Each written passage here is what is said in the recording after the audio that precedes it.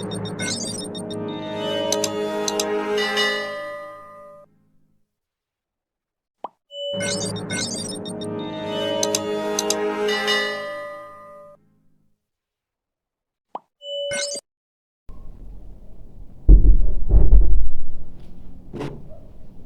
araw sa inyo. Welcome kayo sa aking YouTube channel. Magsasagot na naman tayo ng comment doon sa nag-comment sa comment section natin. So ito yung tanong niya. Sir, pwede pa estimate po, inner house 4 meter by 7 meter, firewall, tatlong gilid, mezzanine type yung taas, tubular lang yung flooring. Area ng baba ng mezzanine ay kitchen at toilet. Stair, steel. Okay? Hagdan ay steel o bakal. So, ito yung description na binigay niya sa atin. So, area 4 meter by 7 meter. So, 24 square meter yan. Okay? At gusto niya firewall yung tatlong gilid. Yung magkabilang gilid at saka yung likod naka-firewall. Okay? Mezzanine type yung gusto niya. Yung gagamitin lang ay tubular doon sa mezzanine niya. At sa baba ng mezzanine niya ay kitchen at toilet. Okay. 24 square meter. Lalagyan natin to ng 6 na pusti, firewall sa likod at magkabilang gilid. Ang taas ng mezzanine mo, magmula doon sa finish ng ground floor mo, is 2.5 meter. Tapos magmula doon sa mezzanine mo hanggang sa kisame, 2.40 meter ang ilalagay nating taas. Katamtaman lang yan. Okay? So bago natin estimate to, magpapasalamat muna ako sa iyo dahil sa binigyan mo ako ng kunting gift via super thanks, kunting donation o tulong sa akin bilang isang content creator. Pinapasalamatan ko sa iyo yan. At kung kayo guys, kung gusto niyo rin magpa-estimate at balak niyo sa akin mag-donate via super thanks, pindutin niyo lang yung thanks dyan sa baba at i-guide kayo niyan kung paano kayo makapagbigay sa akin. Kahit kunti man yan, buong puso kong pinapasalamatan yan sa inyo. So maraming salamat sa inyo. So ito na ang estimate natin. Yung area ng CR mo is 2 meter by 1.6 meter. Mezzanine, ang area ng mezzanine mo is 4 meter by 3.75 meter. Okay? Yung room 1 mo, 2 meter by 3 meter at saka yung room 2 mo is 2 meter by 3 meter. Parehas lang, okay? So, umpisa natin yung pag-estimate. Ang volume ng kulong puting mo is 0.75 meter by 0.75 meter by 0.35 meter. Itong 35 meter, ito yung ibubuhos mo sa kanya sa pundasyon ng poste mo, yung kapal ng ibubuhos mo. So 35 cm yan. At hukayan mo lang siya ng 0.80 meter o 80 cm. So ibig sabihin ang hukay ng kulong puting mo is 75 cm by 75 cm by 80 cm. Okay? At bubuhusan mo lang siya ng 35 cm yung ibubuhos mo doon sa pinakaparilya niya. Okay? Ang gagamitin mo ditong bakal ay 12 mm. 8 piraso ang kailangan mo dyan. At ang simento na gagamitin mo dyan is 11 bag na simento. Okay? Ang mix ratio natin is 1:4. Yan, class A yan. Okay, dito na tayo sa kulong sa mga poste mo. Ang volume ng poste mo is 0.20 meter by 0.25 meter by 31.2 meter. Ito yung total o kabuang haba ng mga poste mo. Okay? Yan. So, 1.56 cubic meter yan. Ang kailangan mo ritong bakal is 37 pieces na 12 mm at kailangan mo ritong stirrup is 22 pieces na 9 mm. Stirrup yung anilyo. At kailangan mo rito ng 14 bag na simento. Okay? Dito na tayo sa puting tie beam. Okay? Ito yung puting tie beam, ito yung magpapatibay ng mga pundasyon mo.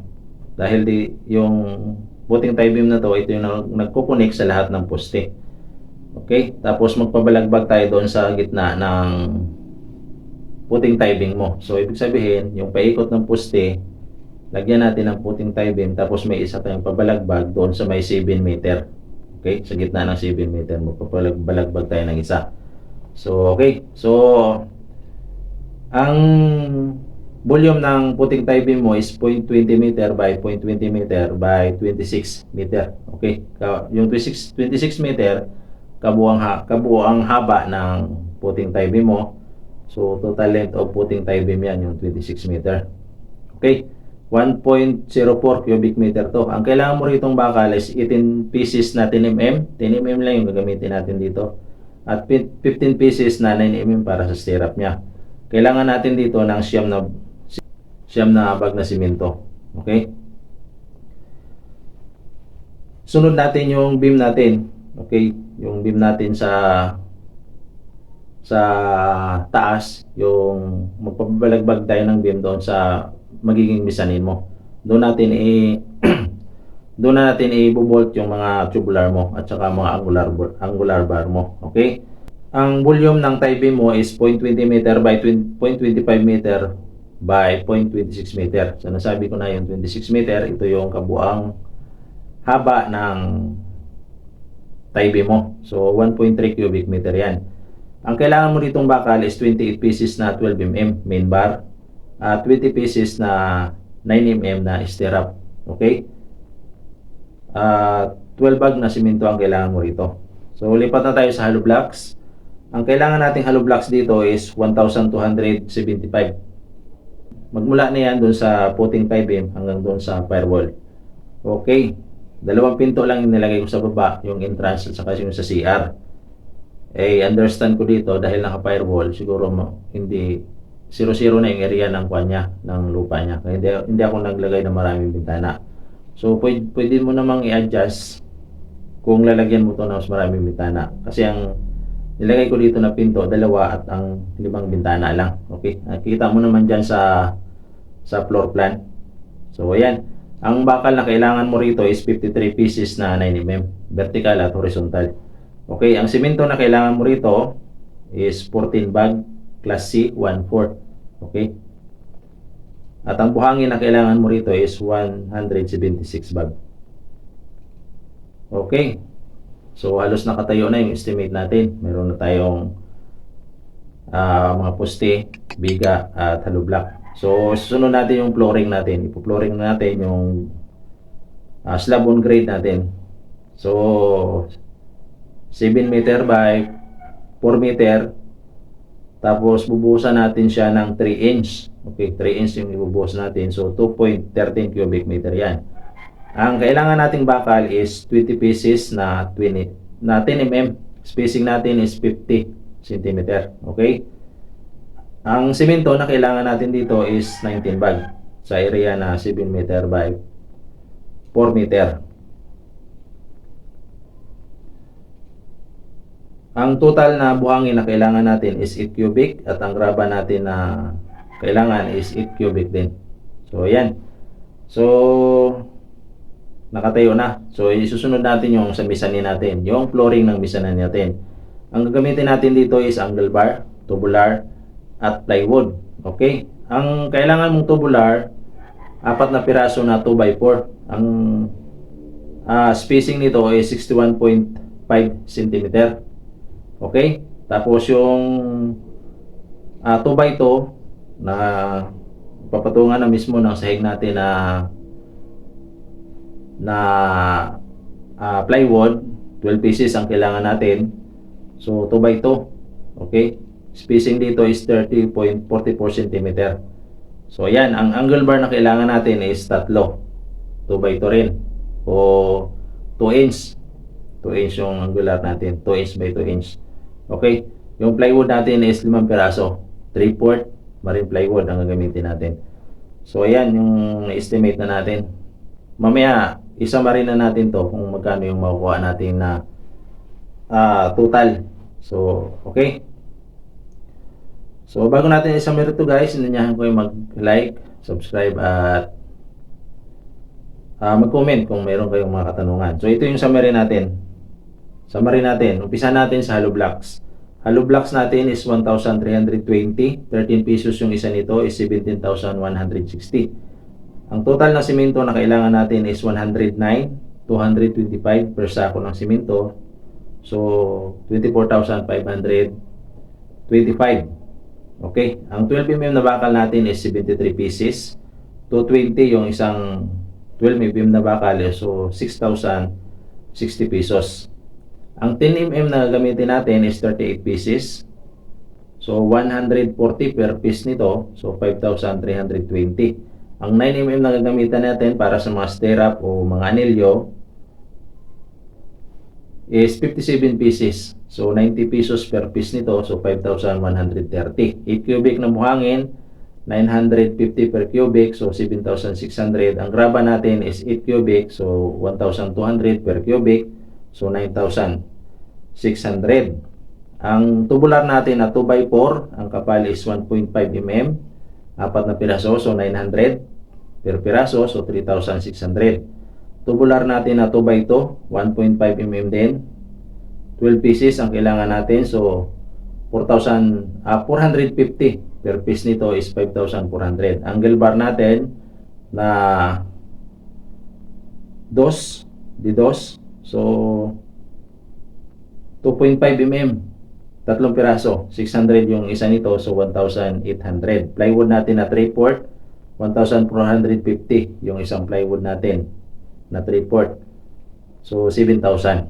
Okay. Yung hagdan natin, so gagamit din tayo dito ng tubular. Yung step mo, gamitan mo lang ng 2x2 na tubular. Tapos yung pinakasahig niya, yung magdadala sa hagdan, pwede mong gamitan ng 2x3 o 2x4 din. Yung terrace mo, ganun din. Pwedeng paghaluin mo yung 1x1 na tubular at 2x2 na tubular.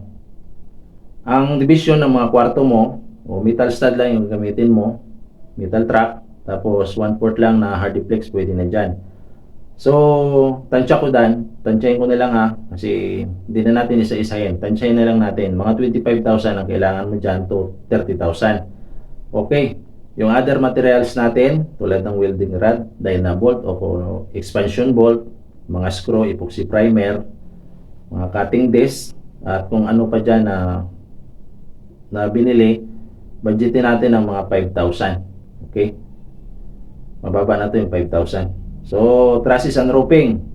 Depende sa materials na ginamit, sa kapal ng mga yero o mga tubular na ginamit mo, o si purlins. So, tansyahin ko na lang din para hindi na tayo maghama. Mga 45,000 to 55,000 ang kailangan mo dyan sa bubong mo na steel truss at roofing, o gagamit ka ng ordinary na yero o depende sa iyo kung color roof, rib type o kung ano man yung gagamitin mo. So ito yung tansya ko rito. Okay? 45,000 to 55,000. So kung itotal natin lahat to, yung nabanggit natin kanina, makukuha natin ang 188,195. So ito yung kailangan mong ilaan na budget dito sa structure. Okay, may bubong na, may flooring na. So yan, 188,195. So mga 60% na to. Mga 60% na to. Okay? At ang sa nabanggit natin kanina, yung structure na nabanggit natin, lahat-lahat na, kung tatanungin mo kung magkano ang mga labor nito, okay? So, pwede na rito yung 75,000. Okay, more or less 75,000 ang labor dito sa 188,195. So sa estimate natin ito yung tandaan mo sa estimate natin, hindi kasama dito yung septic tank, okay, mga plumbing, electrical, ceiling, so wiring, plastering, pinto at mga bintana, okay, kung ano mang klaseng mga bintana at pinto yung gagamitin mo. So yan, 60% pa lang. Ibig sabihin may natitira ka pang mga 40%. So, ang tansya ko dyan, kung 60% to at may natitira pang mga 40%, so kailangan mo pa ang budget dito na mga 60,000 to 70,000 para mabuli, finish mo itong bahay mo. So, ayan. So, ayan yung estimate natin. Sana nakatulong ito para makuha mo yung materialis na pangunahin. Okay? In-estimate ko lang isa-isa yung pangunahin talaga sa bahay kasi doon tayo mag-umpisa. So yung mga nabanggit kanina, yung 40% na hindi nabanggit, pwede na lang tupalo yan. Pwede mo na lang ipaunti-unti yan. Tulad ng pintura, pwede mo na nga i-DIY yung pintura. Madali lang magpintura. So kung ikaw lang may alam, so pwede mong i-DIY. Okay?